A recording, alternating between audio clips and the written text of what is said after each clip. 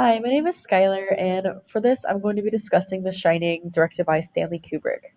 Now, as many of you know, this movie was originally adapted from the famous book The Shining, written by Stephen King. There are a lot of changes that were originally made to this, and a lot of details that were left out. However, I think these details are important because of the vision that Stanley Kubrick had for this film and the certain things that he added or changed in order to suit his directing needs. Some of the characters in this film are Jack, Danny, and Wendy Torrance, who are the mother, father, and son chosen to stay in the hotel for the winter.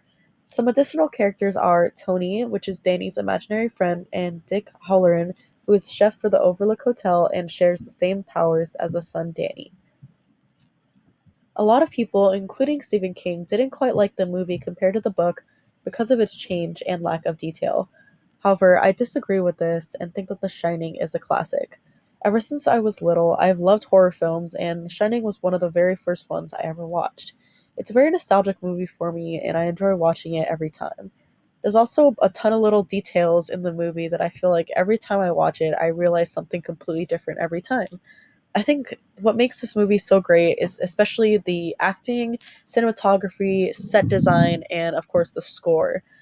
Now, The Shining is intensely suspenseful, twisted, and obsessive. However, what I like most about this movie is the incredible and skillful cinematography. When it comes to cinematography and setting up the shot, Kubrick seems to be obsessed with symmetry. All along the hotel and in rooms and in shots, especially with the twins, we see constant examples of symmetry. I believe that these visuals of symmetry are supposed to be a metaphor for specifically Jack's character and his inner conflicts with himself. It's almost as if there are two sides to Jack: a loving, compassionate father and husband on one hand, and on the other, we have an evil man who only wishes to bring harm to those around him. In this film, there's also a lot of uses of mirrors. Most famously, when we shockingly see red rum in the mirror, it displays murder. And I think that this visualization of seeing murder in the mirror is a specific metaphor for how Jack's mirrored self or other personality is a murderer.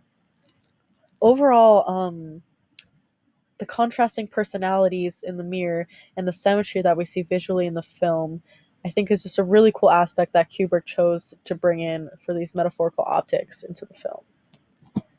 Another aspect of the film I love is the metaphor for labyrinths and mazes in the film. I believe that Kubrick purposefully uses the layout of the hotel and the maze to define how one's mind can be.